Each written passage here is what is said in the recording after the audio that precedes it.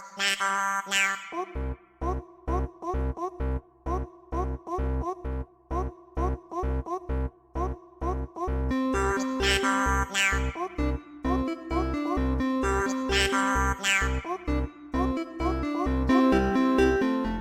there, and welcome to The High Ground, a two bonus content show where we're vacationing in Warner Brothers' 2002 Scooby-Doo movie.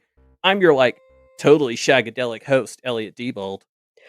I'm your Ruby Roast, Roger Diebold.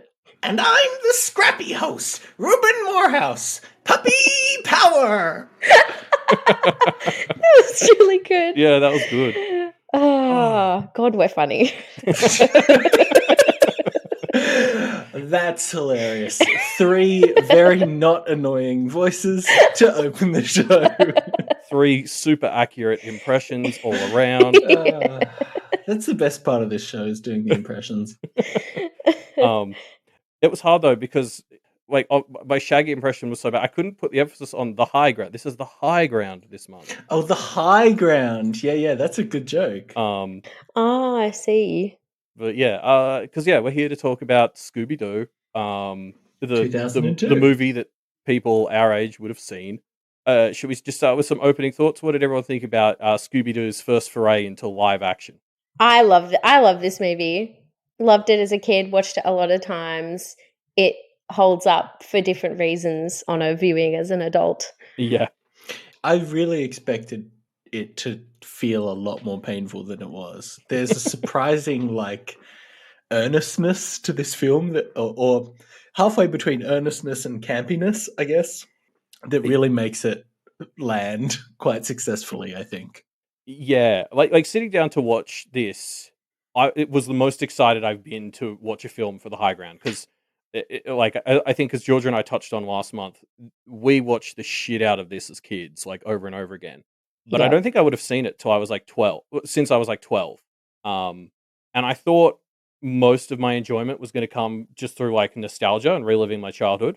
But I actually don't think that was the case. I think there was some nostalgia, but I think this movie is just legitimately actually a lot of fun. And watching it again as an adult, like Georgia said, I was discovering a lot of very blatant stuff that went straight over my head. Yeah. I knew nothing about pot culture as a 12-year-old. So there were definitely a lot of Shaggy related things in this movie that had me going, oh my God, they did that for real? But yeah. Should we get into it? Let's do it. So the movie opens as Mystery Inc. closes out a classic case, revealing that the person sabotaging Pamela Anderson's superhero action figure factory is the janitor, Old Man Smithers. However, the rockiness of their execution of, actually solving this case causes the group to call it quits. They all quit, except for Shaggy and Scooby. Because friends don't quit. Mm-hmm. What a great message. This movie had it right from the get-go, you could just tell they're having fun bringing a stupid cartoon to life. All the costumes of the characters are just this perfect blend of their ridiculous cartoon outfits they wear all the time, but they're kind of just realistic enough that occasionally I can let myself pretend they're people as well. I like that it still had a slight cartoony feel to it or something. I don't know. You can sort of feel that it's based on a cartoon, even though it is proper live action. Yeah, Daphne's outfit is probably one that is the most hard to look past and see her as a real human person. Just because it's the most silly. Velma's is a lot. Her jumper is quite orange. No clothes are that orange in real life. And her skirt and then the sock and the shoe combo, it's a lot. And it's also extremely impractical given her job. Yeah, but Daphne's fucking knee-high boots with heels built in aren't any better. Yeah, true. But at least her skirt is shorter, which actually makes sense because she can actually move her legs. Whereas Velma's in this sort of fitted skirt, which you guys wouldn't realize, but it's the most uncomfortable thing you can wear because you can't even walk fast because you can't increase your stride because your legs get stuck in this stupid skirt. Very impractical. I didn't know that. But Yeah, and I mean Shaggy's a bit of a gimme just because he's a green shirt and brown pants. I like Fred's though. Fred's might be the perfect balance for me of like cartoony, but still actually looks like something an idiot would wear. Yeah. Even the ascot. Especially the ascot. But yeah, I mean, yeah, just like the ridiculousness from the get go, like the fact that this is Pamela Anderson's action figure factory that has a half pipe of hot plates that Scooby Doo and Shaggy can like skateboard on. Like it's Skate just around on, yeah. like the movie really hits the ground running with like, if you don't want this to be unashamedly stupid, just walk out of the theater now because that's what we're doing. Yeah. And like Old Man Smithers. Oh, that bit. I mean, but it's like, it feels very, I don't know.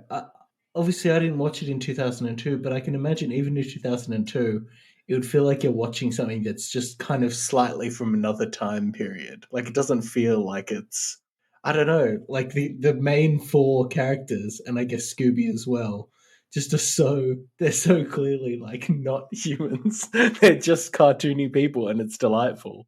Yeah, well, I suppose if you think about it, even in 2002, this was a TV show that it was like 30 years old. It's at this point I should probably clarify. I've never seen an episode of Scooby Doo. All of my knowledge of like the Scooby Doo formula comes from this movie and like just pop culture. That episode of Supernatural where they cross over. Yeah, that's the other Scooby Doo content I've consumed.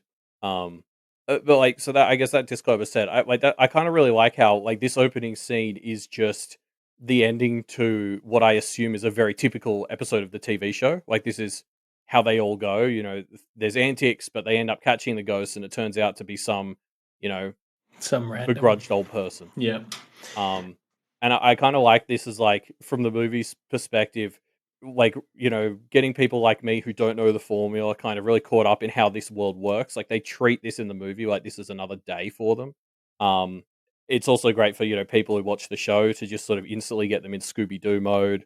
And then to sort of end this very typical intro episode with like, oh, we quit, like raises the stakes and makes it actually worthy of being a movie. Well, I like that it kind of subverts it a little bit too, like that, you know, this run-of-the-mill thing where they basically fumble their way through and all are really inconsiderate of each other and don't work very well as a team is actually ridiculous. And in real life, people would hate that. And I kind of like that, you know, yeah, they all come out of that and go, well, actually, like, this is really shit, and I quit. Yeah. Yeah, good point. Like I mean, it's something this movie's doing a lot is kind of lovingly mocking the original TV show. Yeah. And yeah, so yeah, I like sort of establishing the bounds of the TV show right at the start, and then immediately starting to fuck with them like that. Yeah, but I think starting like that is super important for kind of like getting everyone in the headspace of like watching a Scooby Doo thing. Yeah.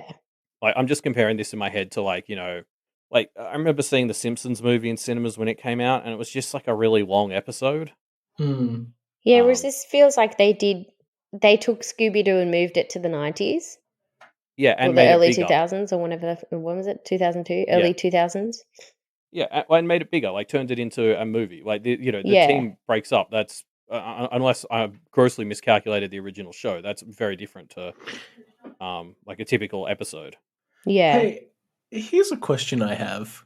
In Scooby-Doo, it's always not a real monster, right? Yes. But like every piece of Scooby-Doo media I've seen is like, oh, but this time it actually is real monsters. I looked this up after we watched it because that's a complaint I've heard as well. And Georgia and I watched this with Hannah, our other sister, and she said that she had friends who thought that. And I looked it up, and there were pretty frequently, even in the original show, episodes where it would turn out there was an actual ghost. Oh, there you as go. well. Yeah. They were rare, like, you know, 1 or 2 a season at first, but it was something the show did, like even in season 1 in the 70s. Okay, fair enough. Yeah, there you go. So yeah, with the majority of them, the lesson was usually that the monster was the person who was doing a bad thing, but then also sometimes they were just monsters.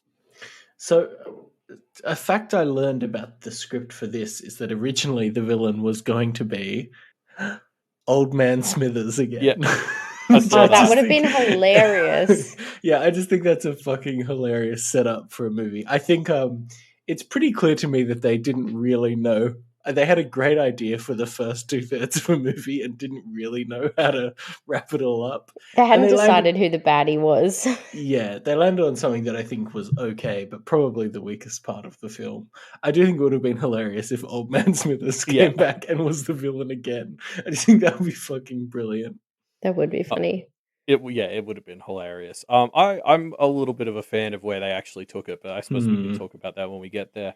Yeah. My only other comments on this opening part, the thing that jumped out to me watching this is, I was like, holy shit, the Scooby like CGI has held up surprisingly well. Like he's clearly CGI rendered, but like not in a way that took me out of it. Like he was still perfectly good. Yeah, it's not off-putting compared Yeah. to some of the other 3D stuff that comes up later. The Gremlins or whatever. Yeah, They the look a bit monster funky, don't things they? look way worse than Scooby. Like they obviously Yeah. invested in Scooby and it paid off. It's not bad.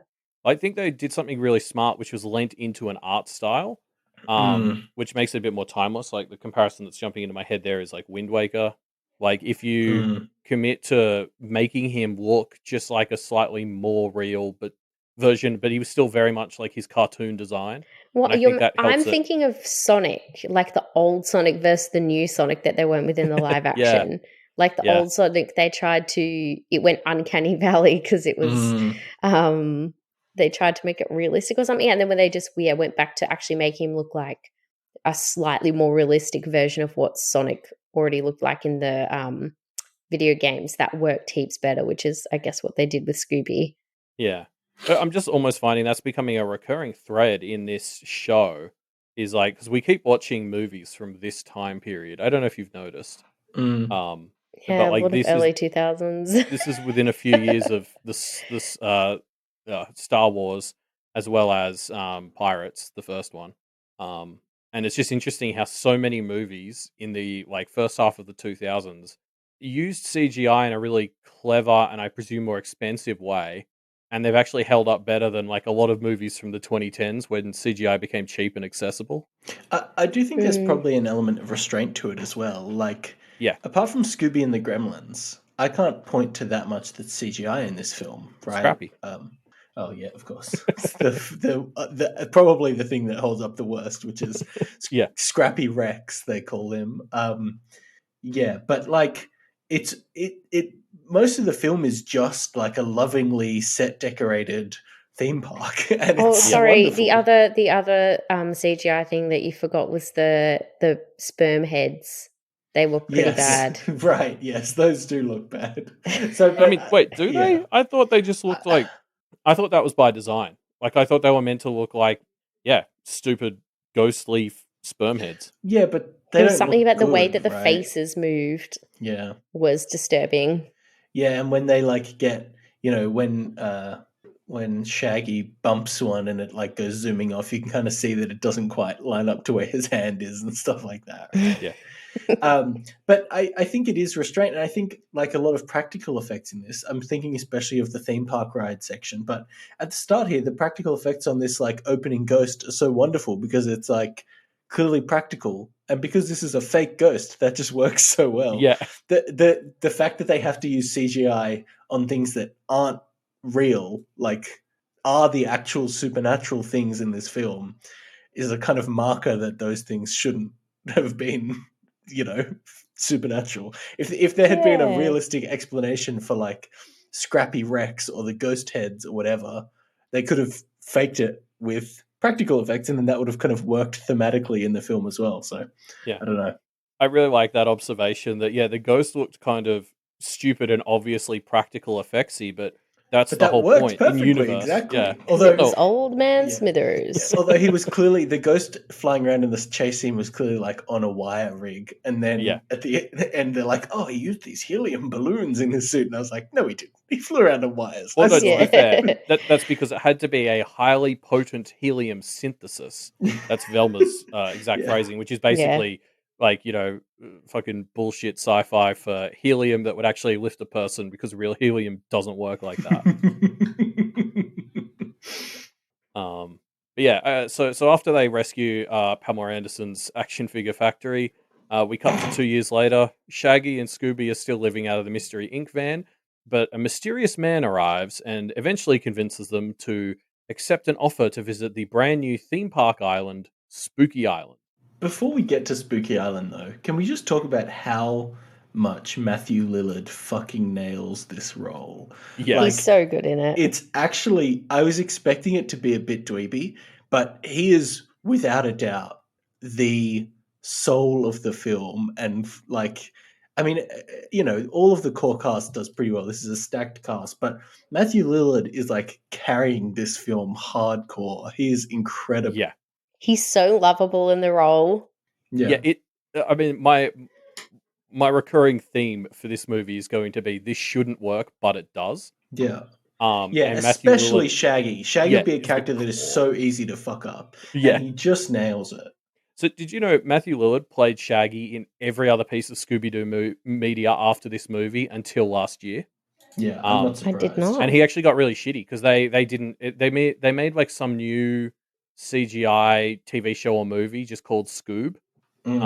And they didn't ask him at all. They just hired a different person to do Shaggy, and he was like on Twitter being kind of shitty about it, like just sort of saying, "They didn't ask me.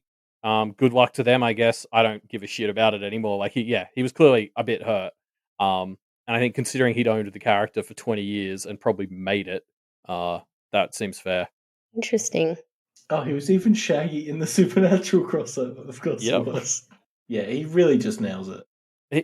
He does so well. And like, I guess like I talked about this a bit before, but yeah, I knew nothing about like pot smoking, pot culture at all the last time I watched this.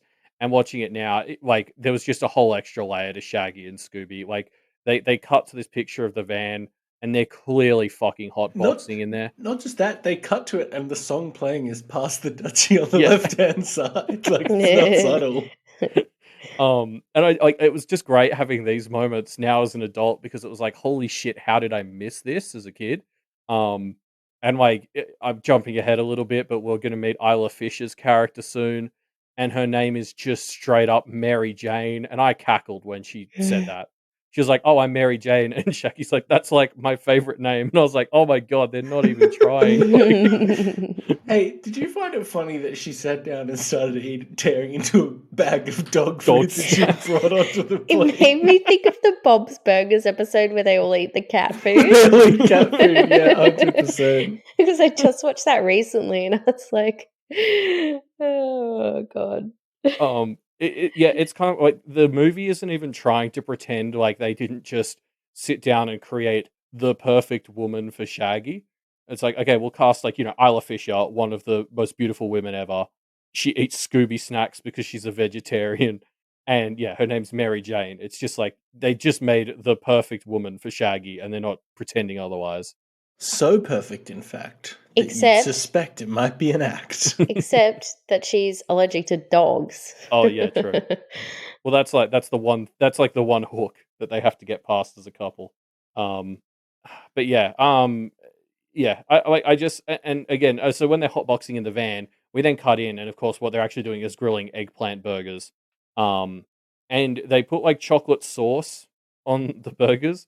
And this is like the first example of what you were talking about, Reuben, where Matthew Lillard just makes this movie. The way they sell Shaggy and Scooby loving these horrible food combinations is a joke that should not have worked, but I just loved it every time. Like watching them put chocolate sauce and mustard on an eggplant burger. Yeah, and hilarious. when he's got his little analogy, he's like, "We're like a banana split," and then like describes like increasingly disturbing ingredients. He's like, "Sounds pretty good, doesn't it, Scoob?" And he's like, as you're like, "Oh god," like just imagining that makes me feel sick. Yeah. With the fart humor as well. I'm thinking of that one scene where Daphne walks in on like Scoob and Shag having like a fart contest. And that's a scene that in another movie I probably would have had to leave the room for, because that sort of fart humor makes me cringe to the point where I can't handle it. Yeah. In this one, I just slightly didn't like it. I actually found it hilarious. Like I was sitting there, I was like, why is this funny? But there was just a feel like the dialogue with it as well. Like when he's like, I'm not stopping until your fur's singed at the ends or something. And I was like, that's hilarious. Yeah, like, yeah, again, just it works so much better than it really ought to. But yeah, so after the van, we head to the airport, and we basically find out that the whole gang has been invited at the same time. So everyone runs into each other at the airport. Their tensions are still high, but they all agreed to go. Um, they're just not reforming the group or whatever. Then we have like the plane scene. There's like a bunch of visual gags on the plane that are hilarious. My favorite is Fred is reading his own book at like page 5, and he's like mouthing the words as he's reading. Yeah, and this is where we meet Isla Fisher playing Mary Jane. It's still funny, that name. You forgot the best part, which is that Scooby-Doo is in disguise because they don't allow dogs on the plane as a grandmother. And he does a pretty good job, I would say, until he sees a cat and then he barks at it. But then we never see the consequences to that. We just kind of cut away, assuming that it's all fine. Yeah, I mean, I guess they probably just got out of it a bit because they did have an invite from the head of the company himself. But Yeah, a bit rude of him to invite them, but then not allow Scooby-Doo on the plane. yeah, I think they could have made an exception. Yeah. But Yeah, actually, considering what the plan ended up being, that really doesn't make any sense. No, you know what? Imagine if they turned up, oh, sorry, Scooby couldn't come. We couldn't get him on the plane. He's like, oh. I'm going to headcanon this away. I'm willing to bet $100 there actually was an exemption for Scooby-Doo, but Shag and Scoob never thought to ask. And they just saw that the general policy was they didn't allow dogs, and so they just never asked and just went with this plan. And then probably when Scooby got found out, they were like, "Oh, yeah, no, that's okay, you're fine." Like, we knew you were a dog this whole time. Well, okay, here's something that I want clarification of. Because we get this scene where Shaggy's like, oh, guess who I got in costume or whatever. And you cut to Scooby in his grandmother outfit, and he's kind of like strutting along towards the check-in gate or whatever. And we get like a scene of a bunch of reaction shots from other people at the terminal, and I couldn't process what their facial expressions were. Like, I couldn't tell if it was, oh, wow, there's a dog dressed as a grandma, or there was music and their expressions kind of made it look like everyone was like really attracted to Scooby-Doo as a grandma. And I just couldn't, it was like not processing in my brain what I was seeing. I really didn't understand. I see what you mean. Like, it's a weird, unclear reaction that they have. I don't think they think he's hot, probably. Yeah, but I can see what you're getting at. It really seemed like that's the joke they were going for, and I just didn't. I just didn't. I think people thought it was outrageous, like that he was obviously a dog, because then Daphne goes, "Nobody is stupid enough to believe that," and then of course Fred goes, "Who's that?" Yeah, look, I don't know. I mean, the thing with this movie is that it's like whatever's funniest at the time is sort of the rule. Like this movie is unapologetically stupid. Like, the whole premise of them trying to dress a dog up as a grandma and still getting on the plane is obviously silly. So whatever you think is funnier is probably the answer. Yeah. But yeah, so the plane makes it to the island, and we are greeted by Mr. Mondavarius, who of course is played by the new James Acaster, also known as Rowan Atkinson. Reuben, I hope you appreciated that joke. I do appreciate that joke. I appreciate it when I read it in the script, and I appreciate it now. Good, because you're probably the only one who's going to get it. But yeah, basically, James Acaster reveals to them that there seems to be some sinister brainwashing going on the island. And basically, the gang all decide that they're going to solve it first because they're still not working as a team. So they all split up, and then we get like a series of scenes of each of them stumbling upon clues. So the first one is Scooby almost gets abducted by a clever ruse from one of the monsters. It's a really testament to their great script here that this scene makes so much sense in hindsight. Because I kind of remember this scene happened and I was kind of like, oh, that's weird. Why is this happening? And then I just never really thought about it again because there's so much going on in this movie. But it actually makes perfect sense why this happens here. Of course, Scooby was the one that was, pivotal to the plot, and they just tried to abduct him immediately and failed. I just love the scene. Has this like the seedy ass voice, like, We've got, what do they lure him in with again? Burgers. Hamburger. We've got a bunch of burgers in the dark part of the woods where nobody can see you. Yeah. He's like, okay.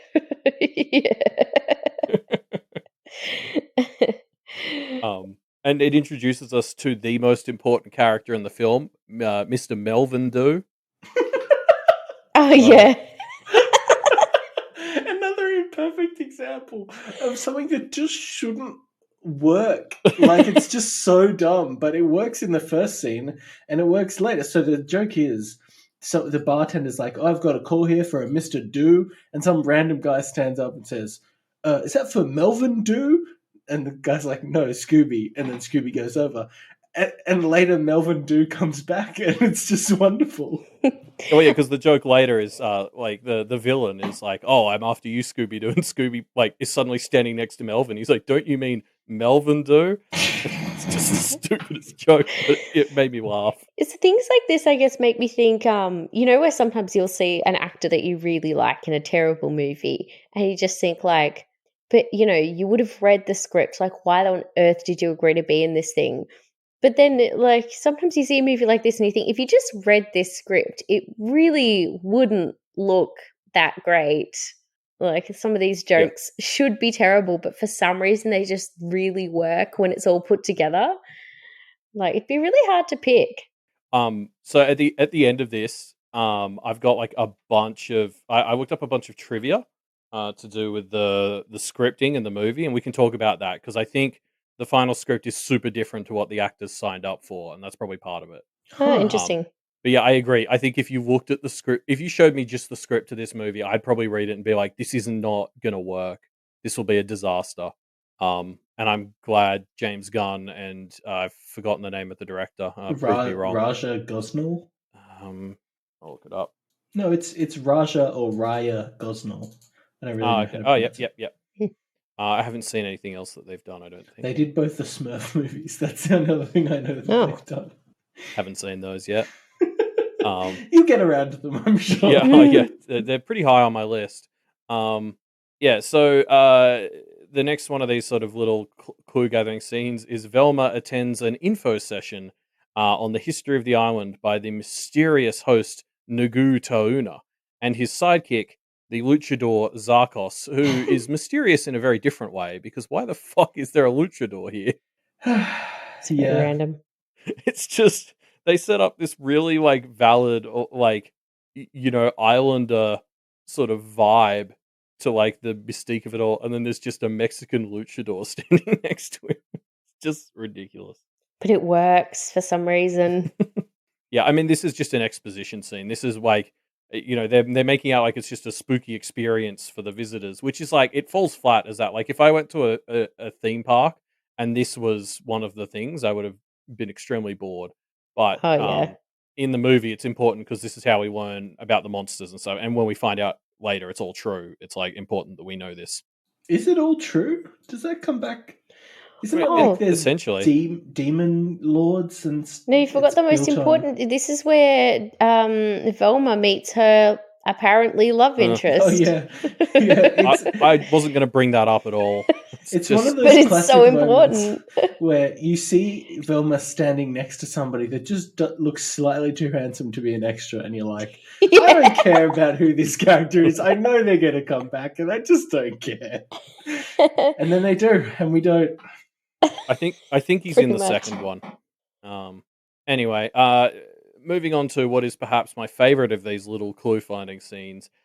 Daphne meets an unsuspiciously suspicious voodoo man. The voodoo man is so great. The opening line where she's like, "What are you doing?" and he's like, "I'm sacrificing this chicken," and he just points to like a fucking uncooked, like raw, chicken, chicken just hanging from a thing. But it's like, being completely plucked, like the sort of thing you buy it like at a supermarket. You buy it at a Woolies and then cook it. And then Daphne's like, "But it's already dead." Yeah. Don't you think I know that? And then he starts roasting her wardrobe. It's so good. But, do you feel like this character, Elliot, you seem to know more about what was in the script originally. Did this character like have more of a role or something? Because they show up like 2 or 3 times, but they never really have a purpose. They're seemingly just there to crack some jokes. He's just like a distraction. Just a bit of a red herring, maybe. Yeah, just a little red herring in there. Yeah. I specifically looked him up. I couldn't find anything about him in the earlier versions of the script, like, because I don't have the original script or anything. It's just people talking about what was in it, and he's not Right. mentioned in But I any get of what you this. mean. He feels like that cool lady that was in the last Pirates movie that we were like, it feels like she had a role and then they forgot about it. He does feel a little bit like that. I mean, honestly, even in the 2 scenes he's in, though, he's one of the breakout characters. I'm glad they still left him with his 2 bits. Yeah. Yeah, definitely. But yeah, so after everyone's done these sort of scenes, I think Fred's the only one who doesn't get one.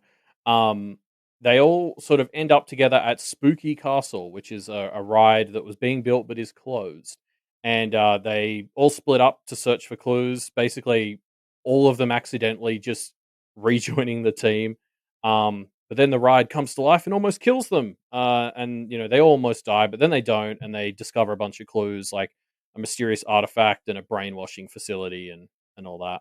This is such a wonderful, set piece. Like, the set is so beautifully decorated, and the ride is just like a treat to watch. It's very fun. So, Georgia, you'll definitely appreciate this. This was filmed at the Scooby Doo ride in Movie World.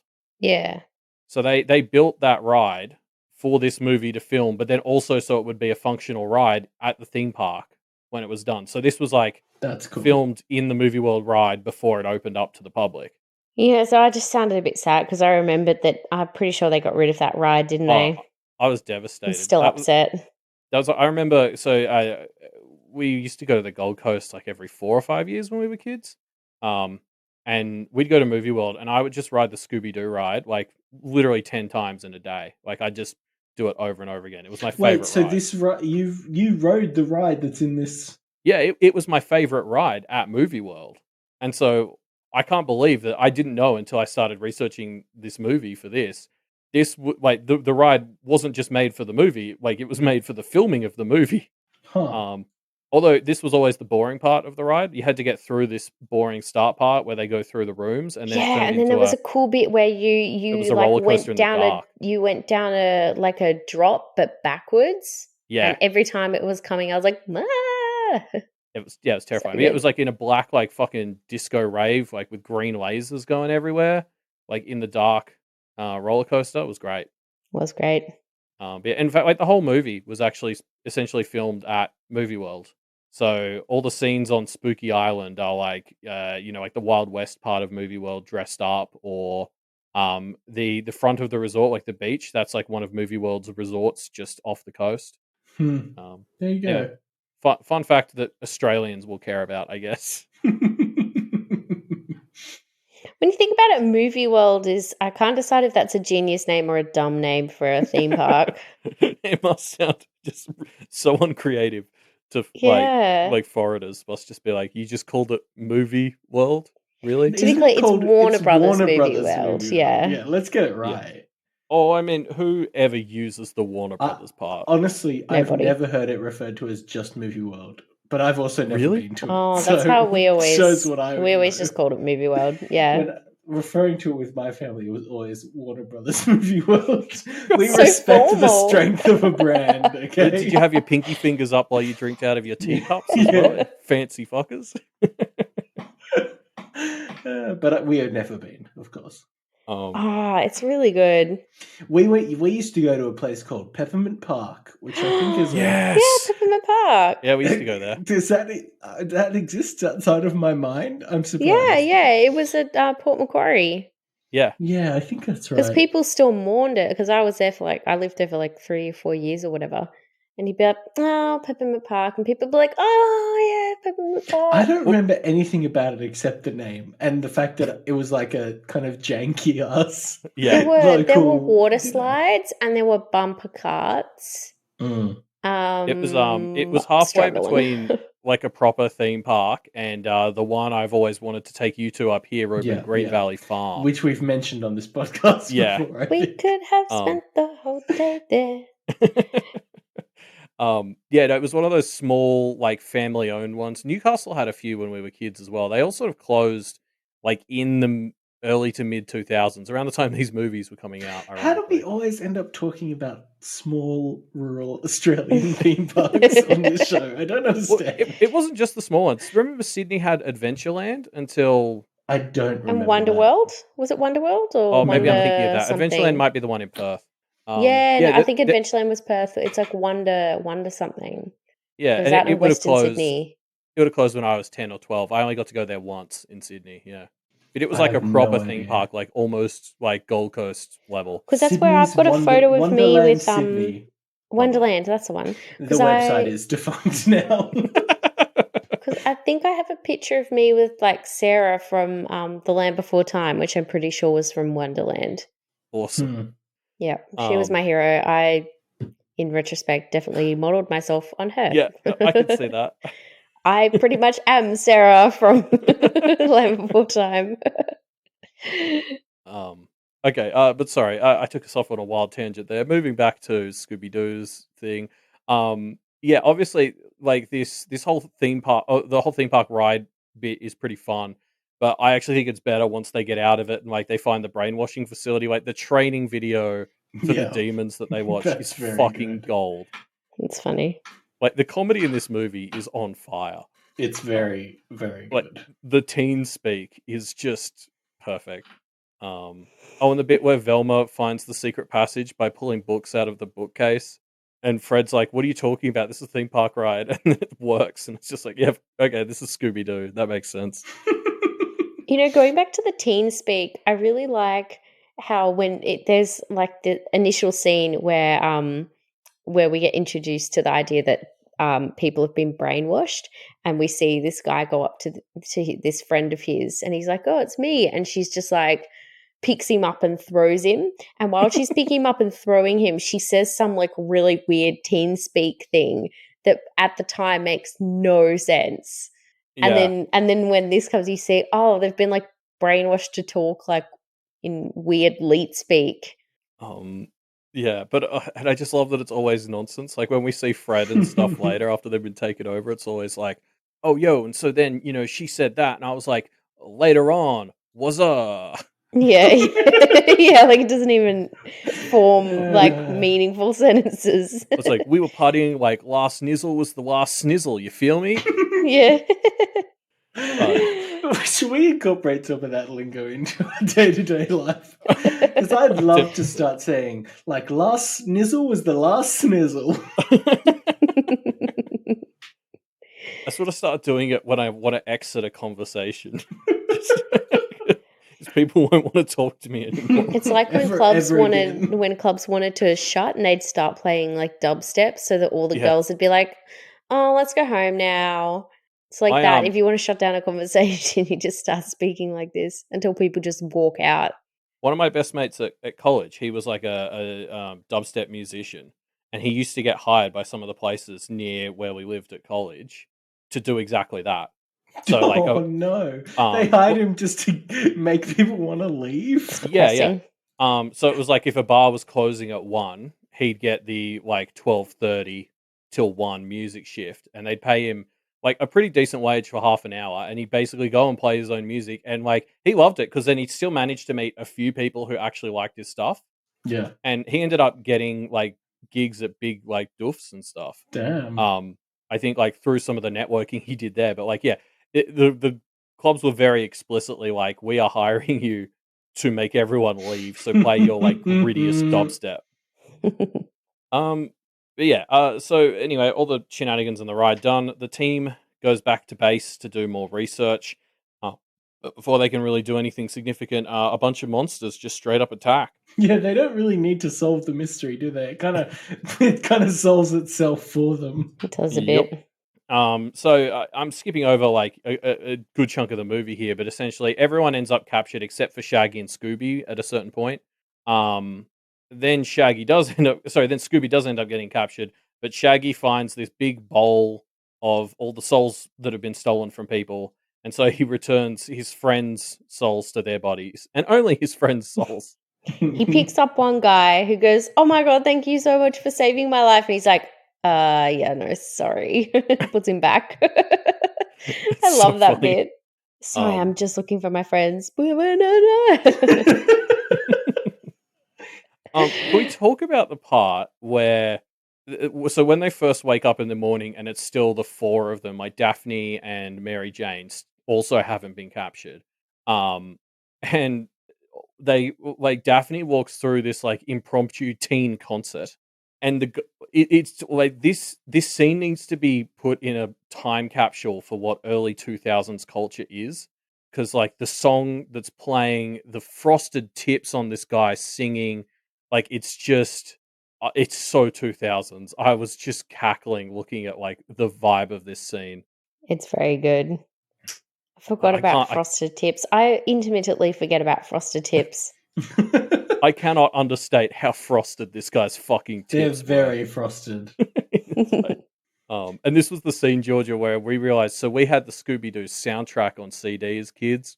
We would have listened to that 100 times. We were singing along to all the songs. That was a memory that was buried fucking deep that came out. I loved that You had song. The song from that Scooby-Doo scene. soundtrack? Oh yeah, it's Yeah, a pretty we good can- soundtrack. We That's can sing not like the whole bad. soundtrack word for word. I've been listening to it on YouTube. It's very hit and miss, but like, oh god, the nostalgia it taps into. The freaks come really- out at night.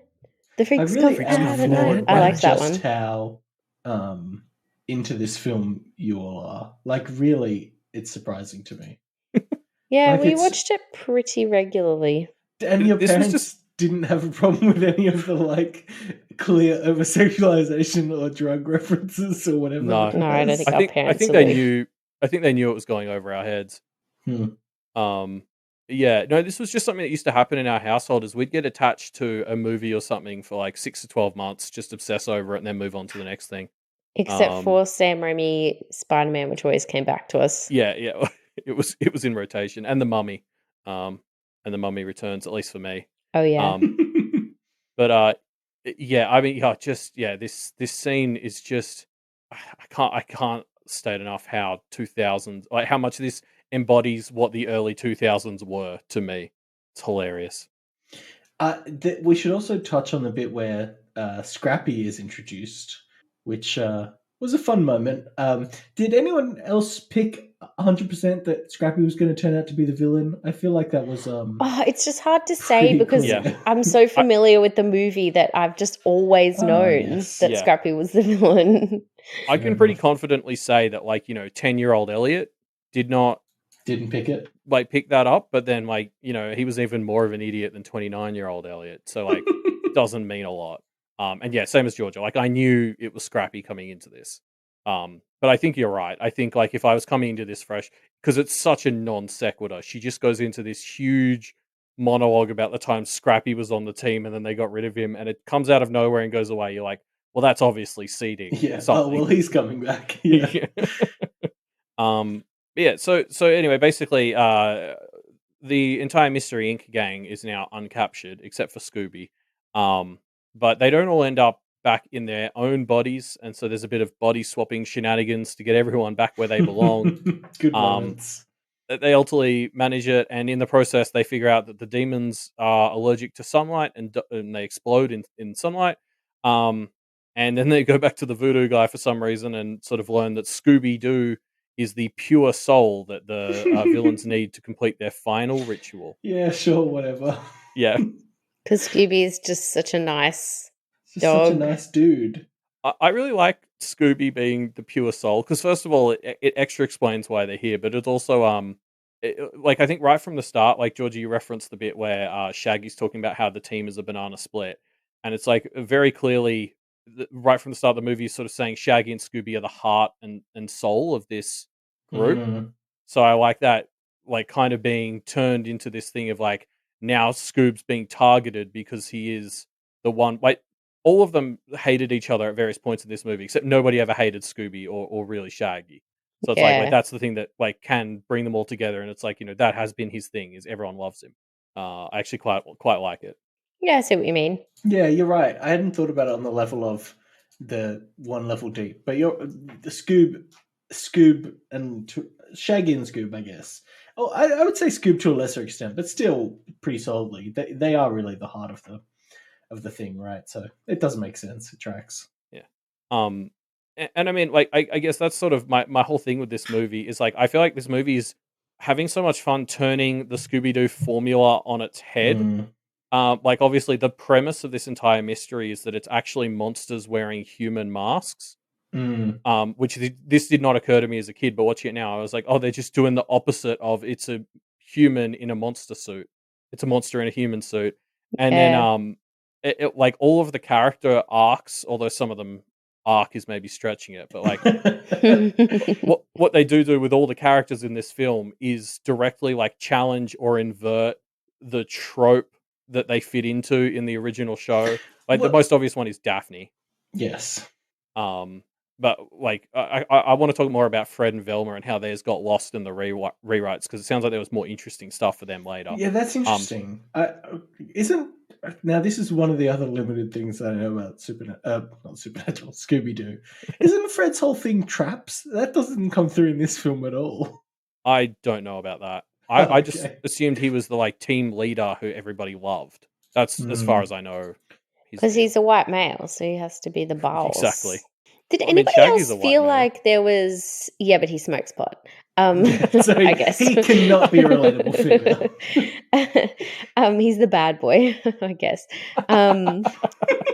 Did anybody else feel like there was a little bit of sexual tension between Fred and Velma? And then suddenly, out of the blue, with absolutely nothing preceding it, Daphne and Fred hooked up at the end? Oh, interesting you say that, Georgia. Let's check back to that when we get to my script rewrite fun fact section. Because you are Okay. not wrong. Yeah, no, that's absolutely right. It was But very yeah, anyway, no, confusing. like yeah, something this movie's doing with like all of the characters is kind of challenging their role that they had in the show.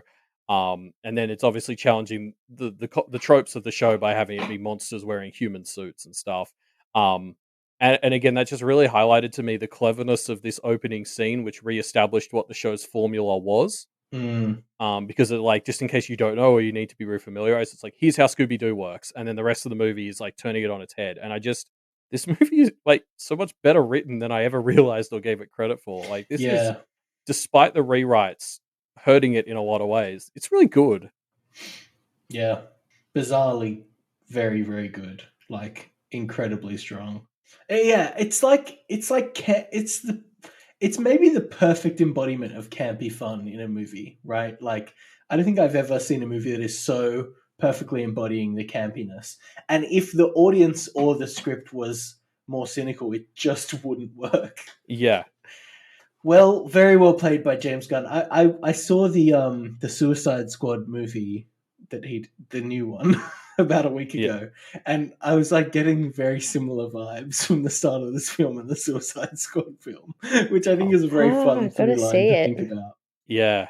We're in lockdown up here, so I haven't had a chance to watch that yet. But I definitely could see the link from how the guy who wrote this became the guy who wrote Guardians of the Galaxy. Like, obviously, that is like a kind of a step above and beyond what this is, but like that same masterful ability to take stupid, immature jokes that I should hate and make them work. Yeah, 100%. Like, he's like that is what James Gunn has just become to me now. The guy who can take something stupid that shouldn't work and somehow make me like fall in love with it. Yeah. I also just want to shout out, going back to the body swap part, the dubbing on the voices, because something that happens is when they're in the wrong bodies, they still talk with like the actor's voice. So like when Fred is in Daphne's body, Daphne's mouth will move and Fred's voice comes out. And I could not fault the dubbing they did over that. Yeah, it was done really well. That just really impressed me. I can't believe they pulled that off to that degree. But yeah, so then the ritual begins. We learn that the villain all along was Scrappy Doo. And then, yeah, there's a bunch of chaotic shit that goes down. This is another one of those ones I'm going to kind of hand wave over 15 minutes that is mostly action. It ends with the goodies winning. Probably the highlight for me is Daphne is the only person who is not captured at any point because she's up the top beating the absolute shit out of the luchador guy. And like that whole scene basically exists just so you can have that. Oh, that's why they hired Sarah Michelle Gellar for this. Because like up until now, it was like, why is this Sarah Michelle Gellar? Like she can do so much more than play Daphne. Yeah. And it's basically this one scene that justifies hiring her. It's pretty good action. It's a good scene, like good, well paced. Like they switch between all the different things, like the different characters, pretty Yeah. in a way that doesn't like break it up too much. There's a lot of stuff going on, but it doesn't ever feel like we lose track of the plot threads, you know? Yeah. Yeah. So I just remembered Fred and Velma trying to do the ritual dance. Fuck, that was funny. That was funny. This is just a great movie, I think. Oh, you all forgot the second verse. Oh, there are a lot of really good one-liners in this film. Yeah. But yeah, and then Fred starts like doing his like swinging fight style. I don't know what to call it, but where he's like swinging a hose around and he knocks out like 10 guys, and it's just stupid, but it was fun. Yeah, how did that work as well as it did? This fucking film, I swear to God. I mean, like, but we should talk about the fact like they have a whole plan for how to interrupt this ritual, and it's so needlessly complicated. So of course it goes to shit, and then kind of works by coincidence and luck. But it sounds like that's their whole MO as a group. Yeah, that's the whole thing. But it was so funny watching them like they're like on the run 1 second, and then later they've got like hours to set up fucking abseiling ropes and like contraptions in this important ritual room, and it's like fuck. Good thing the baddies didn't put one guard here. Yeah, that bit was weird. And then it all went terribly wrong when they all started like swinging around the place, and it's sort of like, yeah, yep, that's what would happen probably. But yeah, so anyway, yeah, the goodies win. Scrappy is arrested. The gang Get him. decides. Sorry. Just there's a scene where they arrest a little puppy dog. Like, what is this fucking film? And he's in like a little dog cage. Yeah. I do like the bit though when he's getting taken away. He's like, and I would have gotten away with it too if it wasn't for you. And then he goes to say sons of bitches. Swear. Yeah, that's it. And they're all like, yeah. So yeah, it's a happy ending all around. The gang reunites, and we sort of end with a bit of an epilogue where Shaggy and Scooby take the real Mondavarius up on the offer his evil kidnapper made to them for all-you-can-eat food. Oh yeah, I didn't even connect. That Mondavarius probably has no fucking clue what they're talking about. But he's like, sure, go for it. Well, they did save his life. Yeah, they saved his life after he'd been trapped underground for 2 years. Don't want to know what he was eating down there. Just chilies. Hot chilies. Oh yeah. I just got this one note here. I just like to point out that the whole thing with Scrappy in this film is that he's not actually a puppy. He has a gland disorder that keeps him small. Sure, and that very much aligns with my theory about how Yoda is like a diseased member of Jar Jar Binks' race. So there's a connection here between Scrappy and Yoda. They're kind of the same person. It's in fact a crossover. This is a prequel to Star Wars, didn't you know? This is the Old Republic series that's going to be a remake of this movie. But yeah, so that's basically Scooby-Doo. That's the film. I don't know. This, out of all the films we've covered, this one the most is the film where I'm like, I just kind of liked it. I don't have that much to like. I don't have that much to make fun of, but I also don't have a huge amount to praise. It's just a fun time. Yeah, this is a great embodiment of just a film that it just entertains you. You're going to sit down for an hour and a half, have a great time, and then it's done. Yeah. I might do my script fun facts here. Oh yeah, give us some scripted fun facts. So, like, I guess one of the first things I wanted to bring up, this movie was in development hell for a long time. So they actually basically were going to make it in like 1994, and like Jim Carrey was going to be playing Shaggy. What? Wow. This they had some other people. Like I think I'm trying to remember who was down to play Velma. It was somebody really famous. I think Linda Cardellini is pretty famous. Yeah. But yeah. Anyway, it sort of went through development hell. They couldn't figure out how to make it work. And then eventually James Gunn submitted his version of the script, and that one finally got the green light. But they were actually aiming for like an M to MA rating. It was actually going to be much more like like scary movie spoof vibes. Not like Scary Movie, how it was spoofing like a whole genre, but like specifically they wanted it to be a more adult oriented, like, hey, why don't we lovingly make fun of your childhood movie? Probably more like what's that movie with the guy who played Snape in it, that we did on Media MD? What? You know, the one that ripped off Star Trek? Oh, yeah. Oh, yeah. Fuck, what's it called? I actually Space- can't remember now. Space something? It's like Space Quest. Galaxy Quest. Galaxy Quest, that's the one. That's the That's it. one. All I needed was the quest to get there. Yeah. Yeah, I think they were aiming for something a little bit more like Galaxy Quest, where it was going to be like lovingly taking the piss, like entirely. And so like there were like a bunch of different stuff. Like in James Gunn's original script, Velma was like explicitly a lesbian, and then that sort of got watered down because early 2000s and executives. It's very distressing for some people. Yeah. So yeah, we can't have that. That's too much. So yeah, like, and that was where some of the stuff with her like being into Fred came in. It was like basically the executives sort of overcorrecting from the original script, and then that's also why her like boyfriend guy that just gets introduced out of nowhere comes from. Right, that explains so much. Yeah. So like originally, she actually had a bit of romantic history with Daphne as well. Was something I came across. Because something that got removed quite late was actually, you know how they have that scene where they're all swapping souls. Originally the souls didn't just like pop out of them. You actually had to kiss the other person, and then your two souls would swap. And so it was like there was a whole thing because like Velma and Daphne had to kiss. Obviously that all got removed, got taken out. Because which so makes sense again because there was like this whole weird thing where the souls just randomly swapped until they just got into the right bodies, and it was really flimsy. Yeah, it didn't quite make sense, did it? Yeah. It's because that was a last minute rewrite because so that was like what happened is there was sort of the original like MMA version, then that got watered down to the PG-13 version that they actually filmed and like made a cut of, and then that got like test screened, and basically a bunch of parents in the test screening flipped out because they wanted Scooby-Doo to be for kids, and the PG-13 one was still too much. And so that was when they did the last minute changes, and that was where things like the Daphne Velma kiss was removed, where in the PG-13 script, Shaggy was just straight up a stoner, like he was actually smoking pot in the movie.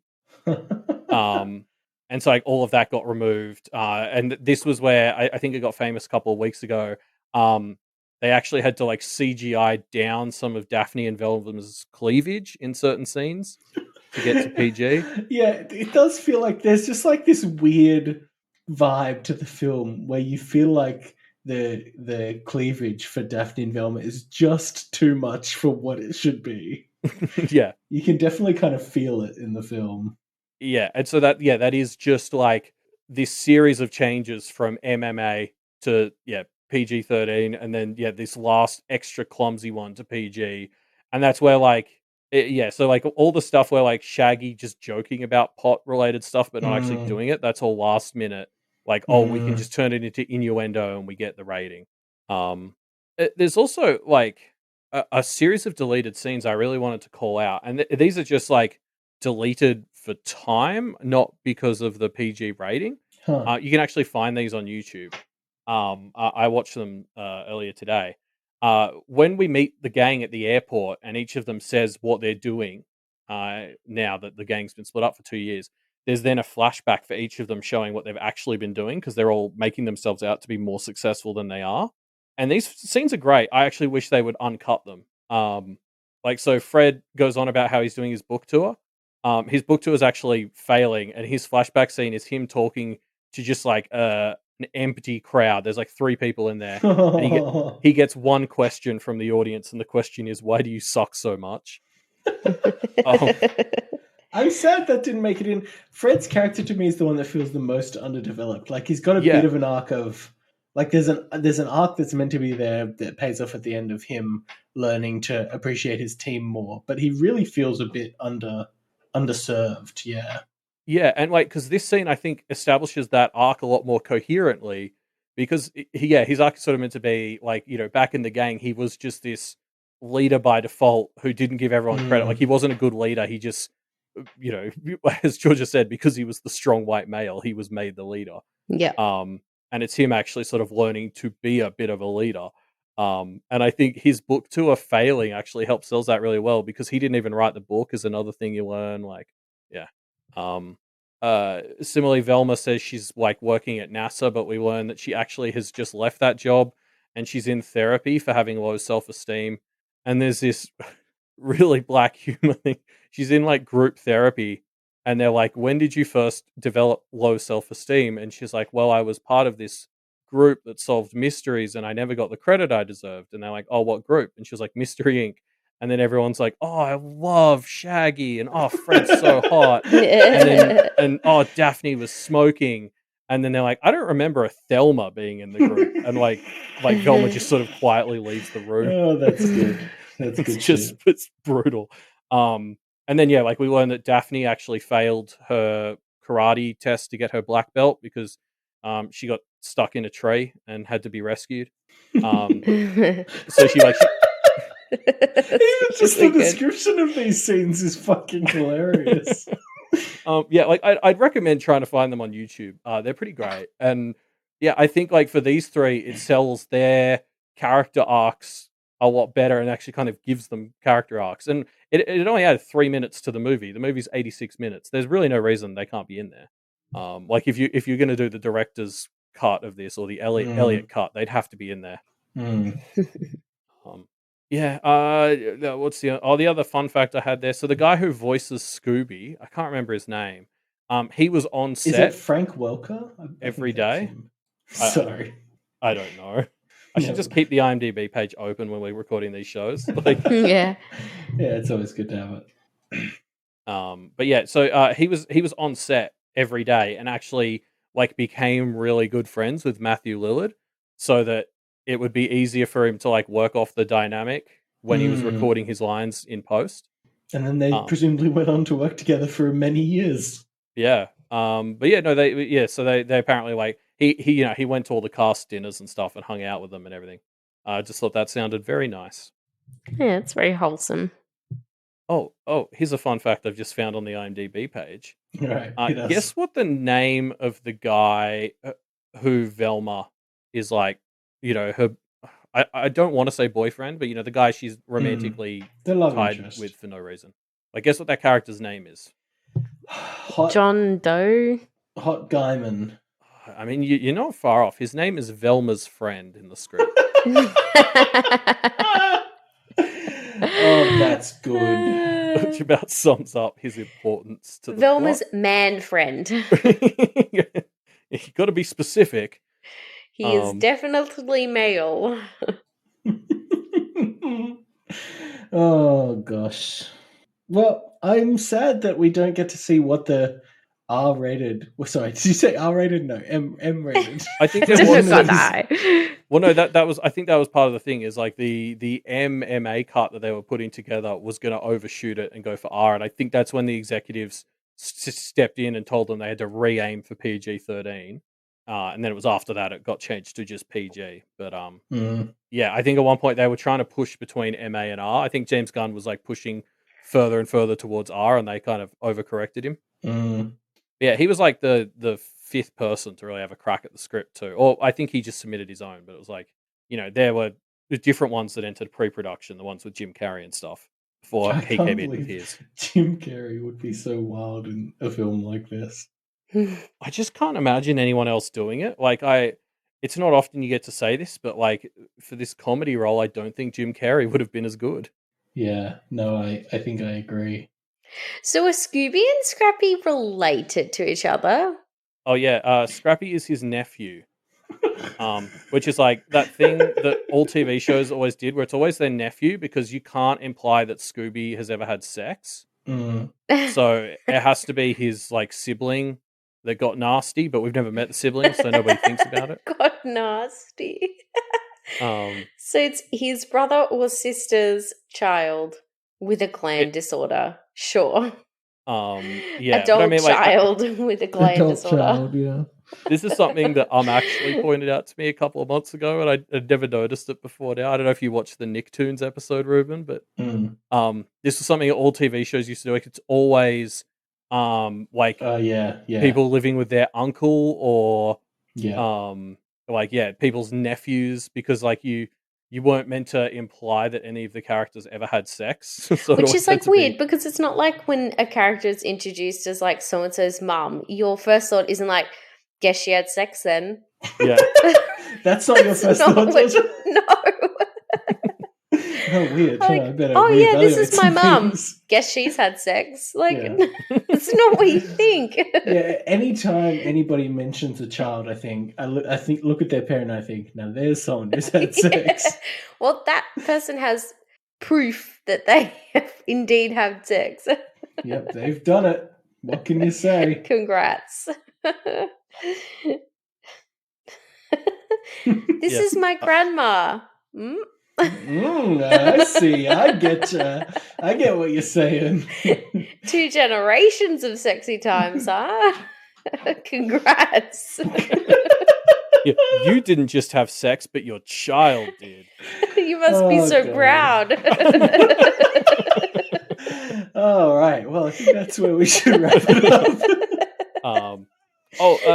I guess it is worth pointing out as well, like obviously, as Georgia would love to remind us, Sarah Michelle Gellar and Freddie Prinze Jr., who played Daphne and Fred, are, of course, a real-life couple. I think they've been married for about 20 years now. Are they? Yeah. Georgia will, of course, remember them from Star Wars Rebels. Yes. Where Freddie Prinze Jr.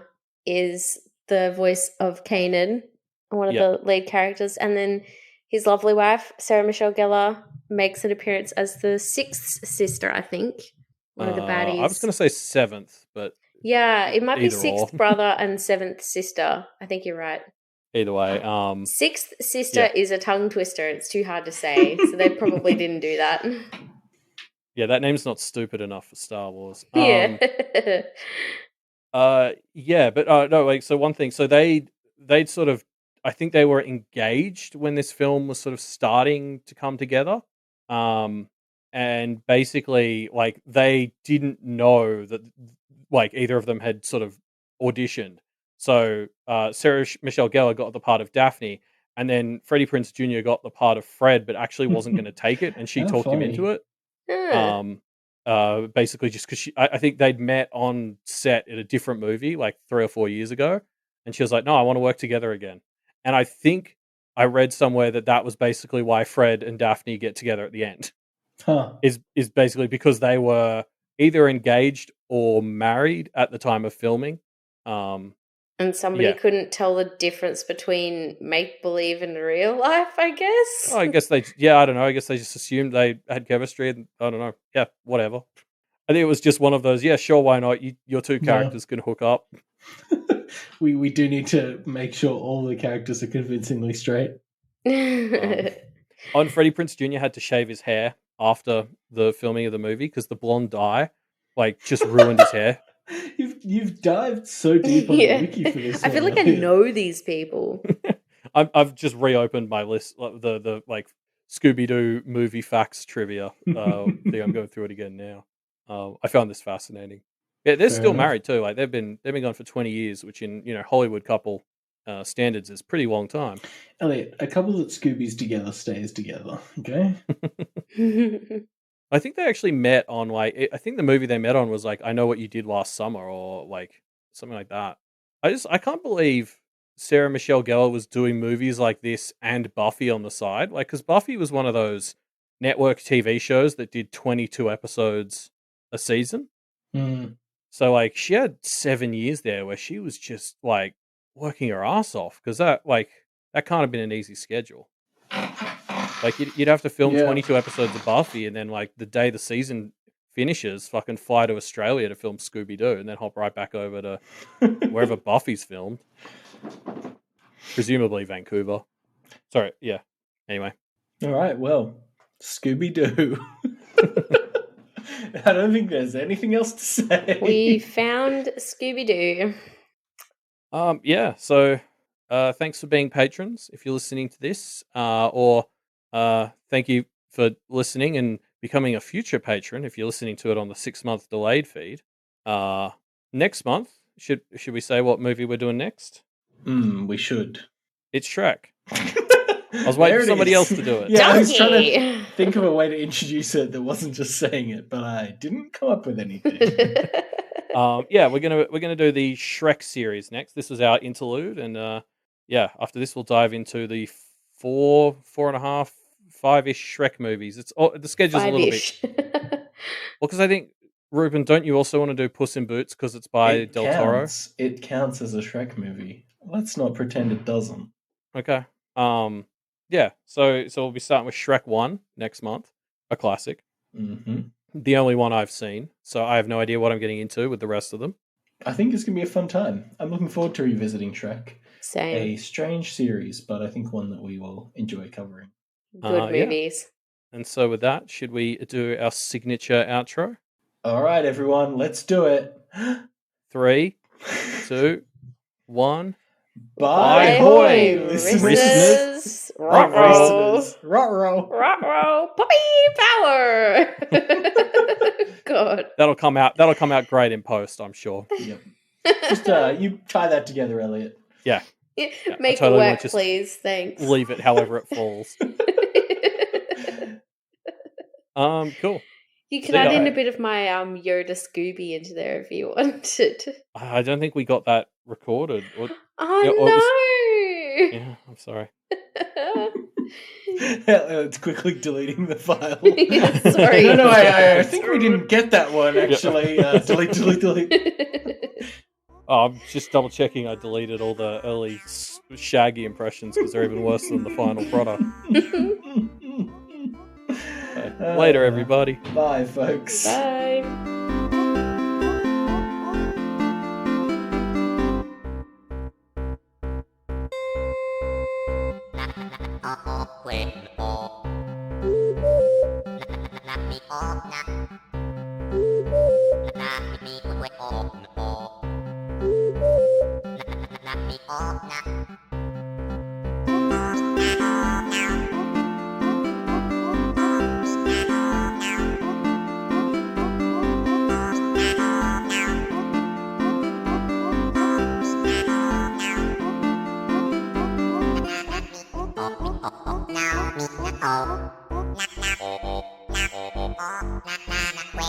Now,